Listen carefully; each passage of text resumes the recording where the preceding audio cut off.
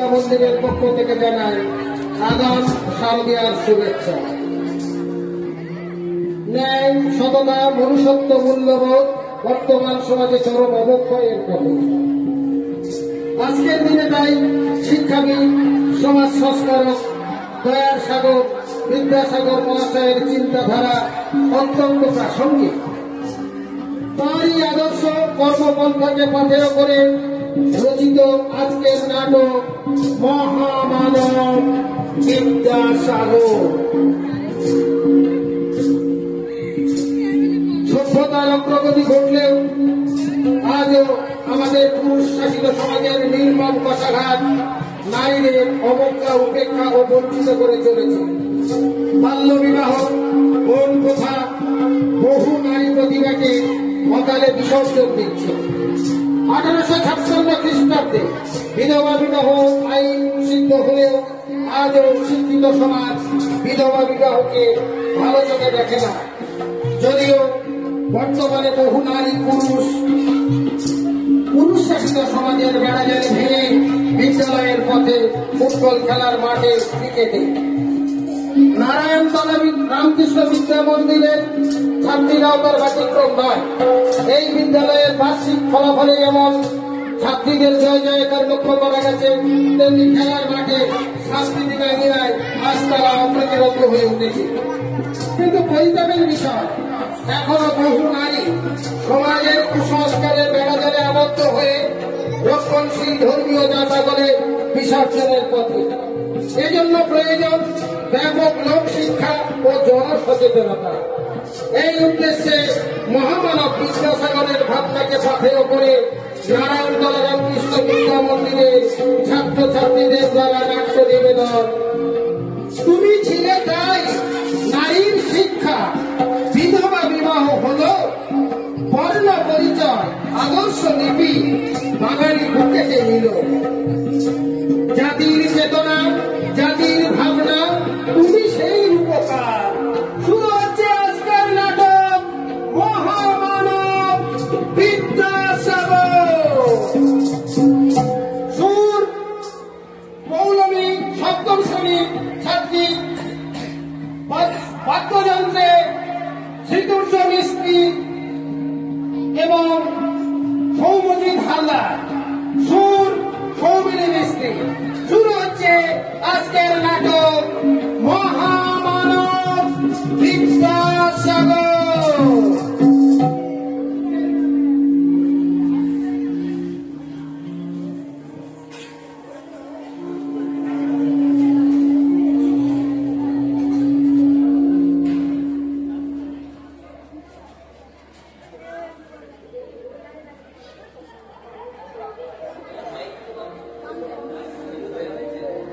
Mic কই?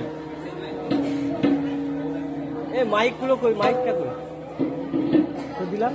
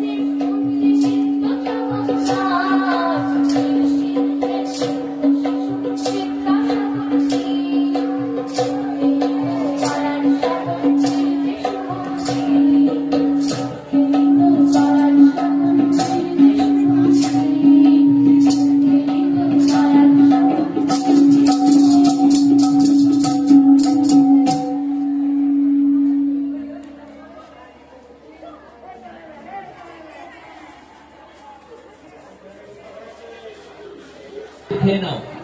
যারা এখনো মিড ডে মিল খাওনি ছাত্রছাত্রীরা এখনই যাও, মিড ডে মিল খেয়ে নাও।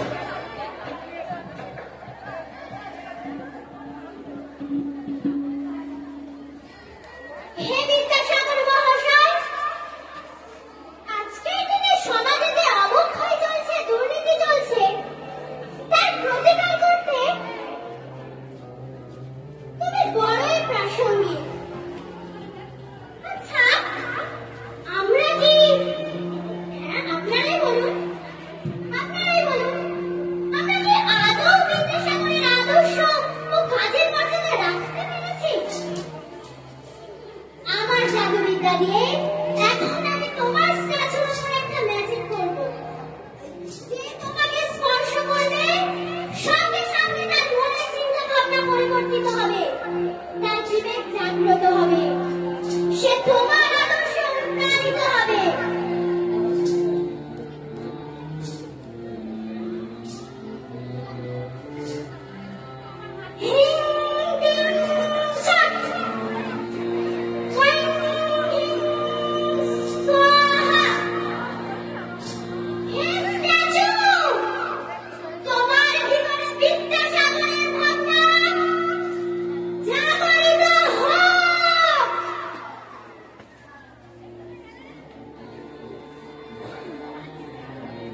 এবার আমি আসি, ডাক্তার বিদ্যাসাগর মহাশয়, আমি আসি।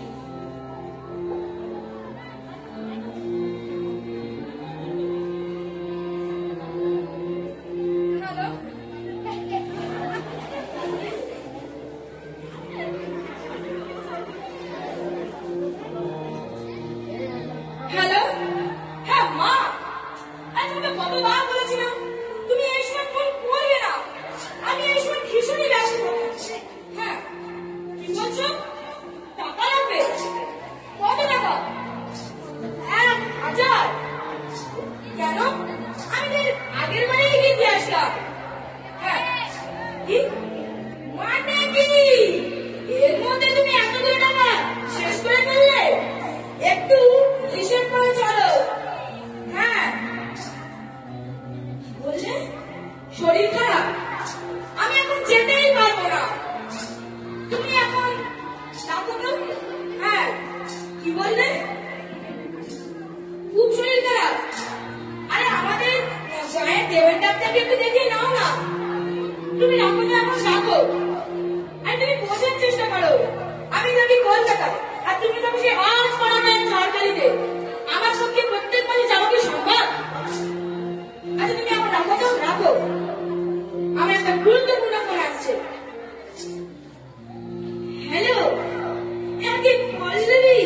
হ্যালো পলাশ সুইটি, হ্যাঁ কাল আমি পুরো ফাঁকা হয়ে রয়েছি। কখন? বিকেল 4টে তো? একদম একদম ঠিক আছে, ঠিক আছে। আচ্ছা তাহলে এবার আমি রাখি। আচ্ছা, আরে এ তো বিদ্যাসাগর মহাশয়, আজকে বিদ্যাসাগর মহাশয়ের জন্মদিন।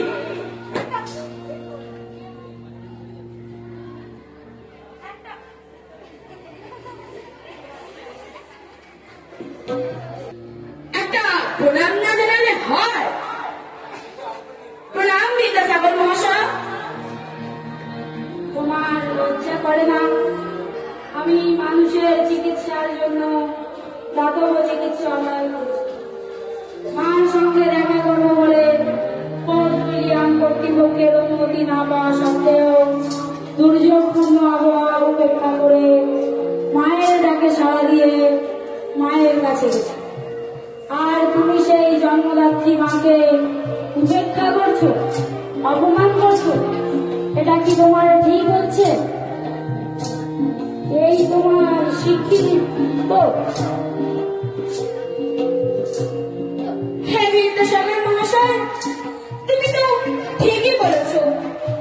আমার মায়ের সাথে ঠিক এরকম করাটা আমার উচিত হয়নি।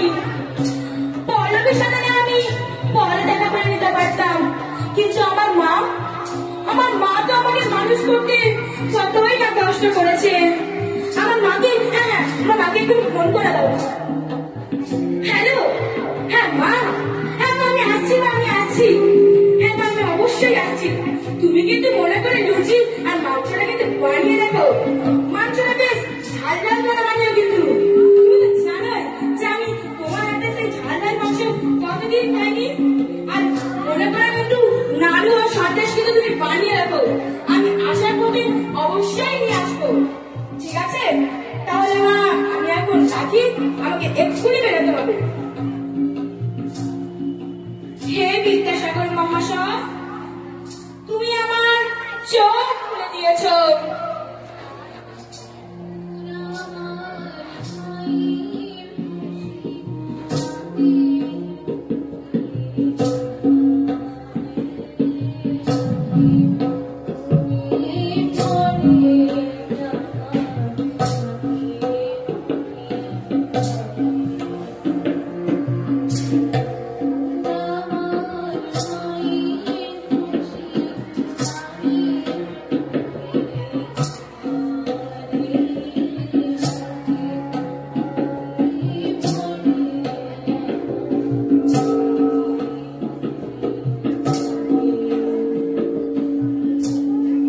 প্রণাম বিদ্যাসাগর মহাশয়। ওরে দিদি, দেখো বাবা আমাদের কত সুন্দর জায়গায় ঘুরতে এনেছে। ও বাবা, দেখো কি সুন্দর বাগিচা। কই বাবা, তুমি তো আমাদের এখানে আগে কখনো নিয়ে আসলে। ভাই বলেছে তুমি নাকি তাকে এখানে কতবার এনেছো, কত কিছু খেতে দিয়েছো। কই বাবা আমাদের দুই বোনকে সঙ্গে করে কখনো নিয়ে আসেনি তো। ও বাবা, দেখো কি সুন্দর ফুল ফুটেছে, কি সুন্দর পাখি উঠছে, কি অপূর্ব দৃশ্য। ও বাবা, চলো না বিদ্যাসাগরের মন্দিরের কাছে গিয়ে একটু বসি। বাবা চলো না, চলো না। পারলে না ক্যাম্পে দেখো, আরে ডান্স কেন আসতে।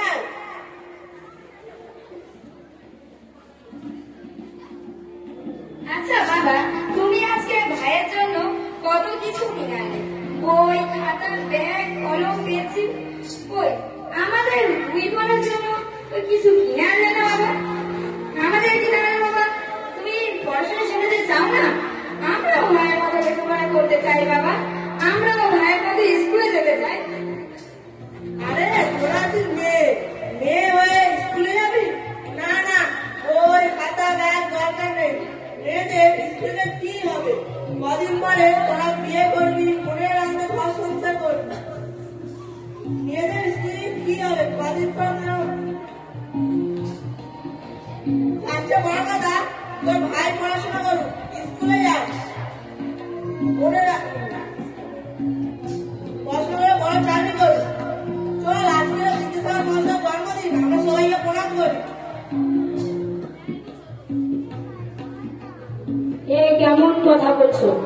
আমি নারী শিক্ষা প্রবর্তন বর্ধমান থেকে মেদিনীপুর আরো বহু জায়গায় বালিকা বিদ্যালয় স্থাপন করেছি, আঁকায় তহবিল করেছি। আমি মনে সমাজে যদি নারী শিক্ষা না হয় তবে সমাজের অগ্রগতি কোনোভাবেই সম্ভব নয়। সমাজে নারী ও পুরুষের দুয়েরই সমান অধিকার আছে। আর তুমি তা জানা সত্ত্বেও তোমার দুই মেয়েকে পড়ার সুযোগ দিচ্ছ না, এটা তুমি ঠিক করছো? হ্যাঁ হ্যাঁ ঠিকই তো মা, আমি কাল যাবো পাড়ার স্কুলে, তোদের দুই বোনকে ভর্তি করে বই খাতা ব্যাগ কিনে দেবো, যাতে তোদের পড়াশোনা ভালো হয়। আমি সেই চেষ্টা করবো। সবাই তারা মাথা উঁচু করে যাতে বাঁচতে পারি। তাই বাবা, কি মজা কি মজা। বাবা আমাদের স্কুলে ভর্তি করবে, নতুন স্কুলে ভর্তি করবে, আমরা পড়াশোনা শুরু করবো। আচ্ছা আচ্ছা ঠিক আছে ঠিক আছে, আমি বাড়ি চল।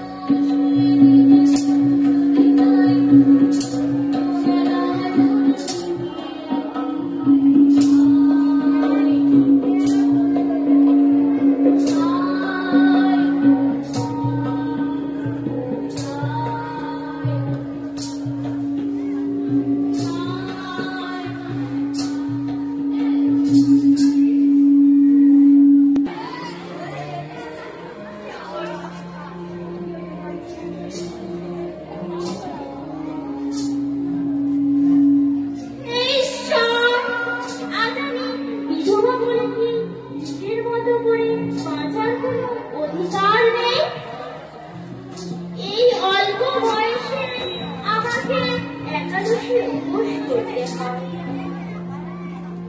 আমার স্বামী মারা গেছে বলে পরিবারের কাছে আমি অবহেলার বোঝা হয়ে গেছি। আমার কোনো শখ আহ্লাদ থাকতে নেই। আমি বিধবা বলে কি নতুন করে জীবনে শুরু করতে পারবো না? হে ঈশ্বর, এখন আমি কি করবো? বিদ্যাসাগর মশাই, তুমি তো বিধবা বিবাহের কথা বলে, কিন্তু এখনো সমাজটা ভালো চোখে দেখছে না কেন? আমি 1856 খ্রিস্টাব্দে বিধবা বিবাহ ঘোষণা দত্তপদী পত্রিকায় বিধবা বিবাহ শাস্ত্রসম্মত প্রমাণ করেছে। এমনকি আমার ছেলে নারায়ণ চন্দ্রকে 1870 খ্রিস্টাব্দে ভবসুন্দরী নামে এক বিধবার সঙ্গে বিয়ে দিয়েছে। আজকের দিনের বিধবা বিবাহের সমস্যা কোথায়? আচ্ছা, আমি যদি তোমার জীবনের দায়িত্ব নিই, তুমি কি আমাকে ফিরিয়ে দেবে? আপনি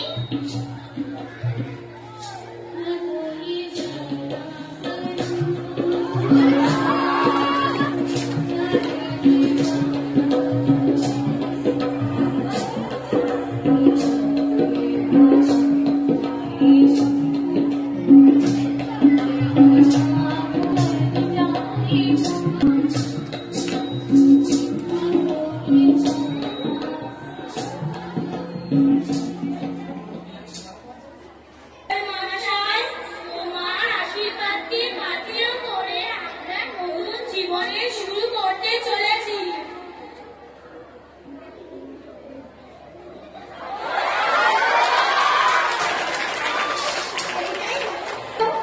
হ্যালো, কে বলছিস? আরে ভাই দিনেশ, কেমন আছিস? কি বলছিস? 1 লাখ টাকা দরকার? ধার নিবি? বাড়িতে মায়ের অপারেশনের জন্য? আরে কি বলছিস ভাই, টাকা কি গাছে ফলে? আরে না না না, টাকা দেওয়া আমার পক্ষে সম্ভব না। হ্যাঁ, কি বলছিস? আমি কোটিপতি? আমার টাকার অভাবে, আমার টাকা আছে বলে কি সবাইকে বিলাতে থাকবে? আরে না না না, টাকা দেওয়া আমার পক্ষে সম্ভব না। কি বললি? বন্ধুত্বের খাতিরে? আরে বাদ দে ওইসব ঠকের বন্ধুত্ব, যত সব। 1-2 হাজার টাকা হলে চেষ্টা করে দেখতাম। যাকে যাকে ফোনটা রাখতো।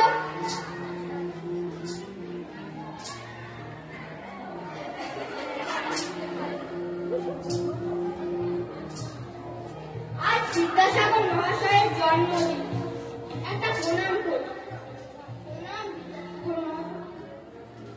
কি স্বার্থপর তুমি, বন্ধুকে সাহায্য করতে পারছো না? এই তোমার বিবেক? জানো তো, মাইকেল মধুসূদন দত্ত যখন বিদেশে গিয়ে চরম অর্থ সংকটের সম্মুখীন হয়েছিল, তখন আমি তাকে এখান থেকে অর্থ সাহায্য করে দেশে ফিরিয়ে এনেছিলাম। আর তুমি বন্ধুত্বের প্রতিদান কি দিচ্ছ? এক বন্ধু যদি আরেক বন্ধুর বিপদে সাহায্যের হাত না বাড়িয়ে দেয়, তবে সেটা কেমন বন্ধুত্ব?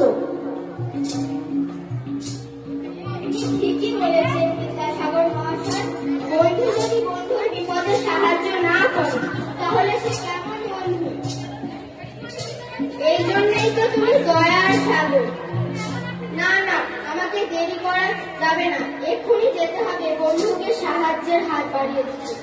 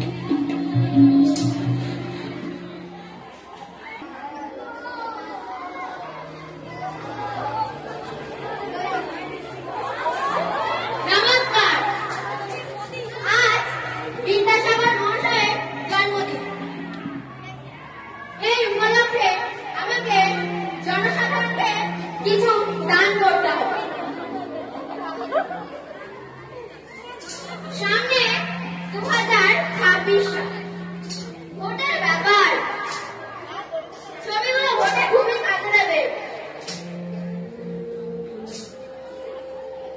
ভোটে ছবিগুলো ঠিকঠাক করে তোল, খবরের কাগজে ছাপাতে হবে। আর হ্যাঁ, মনে করে কিন্তু ভিডিও রেকর্ডিং করে টিভির খবরের চ্যানেলগুলোতে পাঠিয়েছ।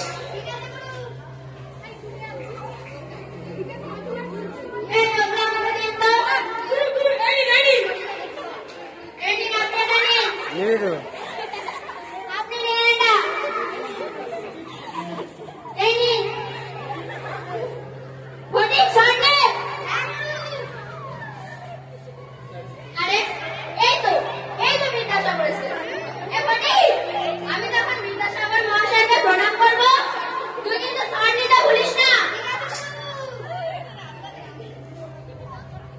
তোমার লজ্জা করে না? তুমি আজকের দিনের নেতা হয়ে কয়েকজন মানুষকে সাহায্য করে সেটাকে প্রচারের আলোয় আনার চেষ্টা করছো? ছি, এ তুমি কোন জনদরদী নেতা? সামান্য এই দান করে তুমি নিজেকে দাতা কর্ম ভাবছ? আমি কত আর্তদরিদ্র মানুষকে সেবা করে কখনো প্রচারের আলোয় আসার কথা ভাবিনি, কারণ মানব সেবাই ছিল আমার জীবনের লক্ষ্য। আমি আশীর্বাদ করি তোমার বিবেক জাগ্রত হোক। হ্যাঁ বিদ্যাসাগর, আপনি আমাকে ক্ষমা করুন। সামান্য কিছু দান করে প্রচারের আলোর আশা আমার বড় ভুল হয়েছে। ধন্যবাদ বিদ্যাসাগর, আপনি আমার জ্ঞান চক্ষু খুলে দিলেন। আমাদেরকেও আপনি ক্ষমা করে দিন বিদ্যাসাগর মহাশয়।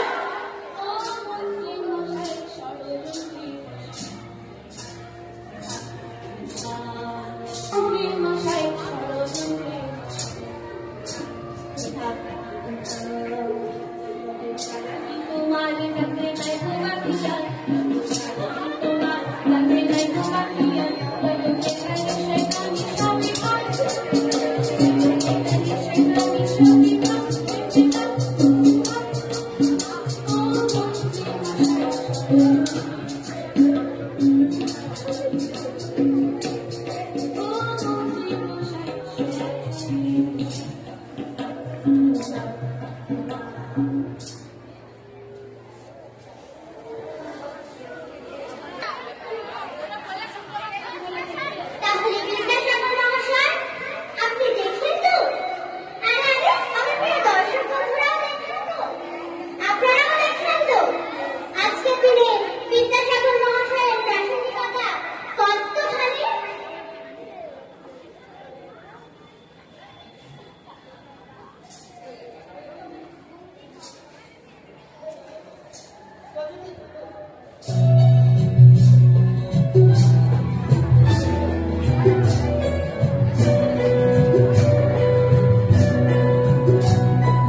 বিদ্যাসাগর জ্ঞানের সাগর, দয়ার সাগর তুমি।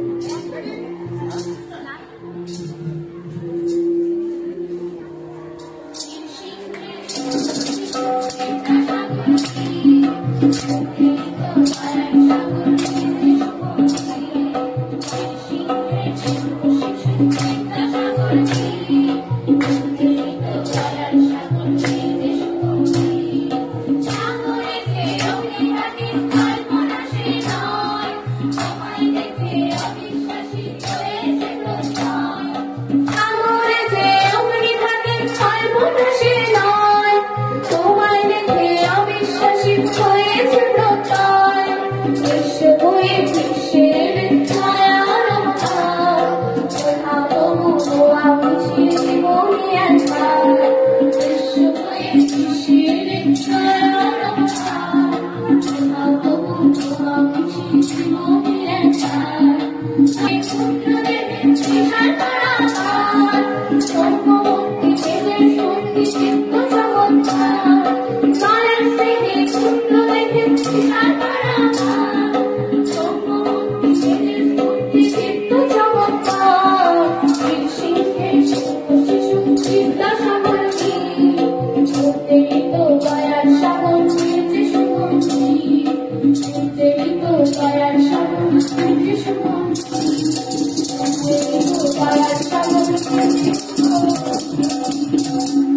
এখানেই নাটকটি শেষ হলো।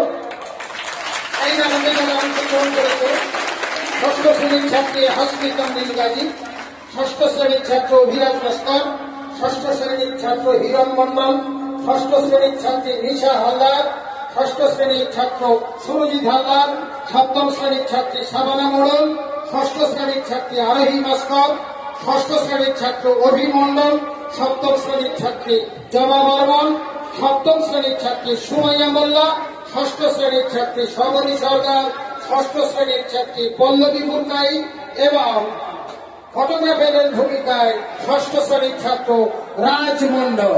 নমস্কার সবাই। সাউন্ড সিস্টেমে নেপথ্য কণ্ঠশিল্পী সৌমিনী মিস্ত্রি, সপ্তম শ্রেণীর ছাত্রী। সুর ও বাদ্যযন্ত্রে আছে সৌমজিৎ হালদার, শ্রীদুর্য মিস্ত্রি।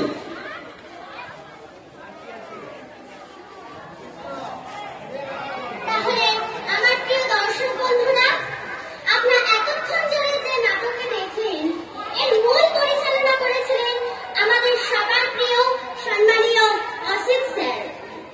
তার জন্য একটা জোরে হাততালি। তার এই অক্লান্ত পরিশ্রম, যেমন ভোর 5টায় নক করা, আমাদের ড্রেস আপ, আমাদের মেকআপ থেকে শুরু করে A to Z উনি সমস্তকে পরিচালনা করেছেন।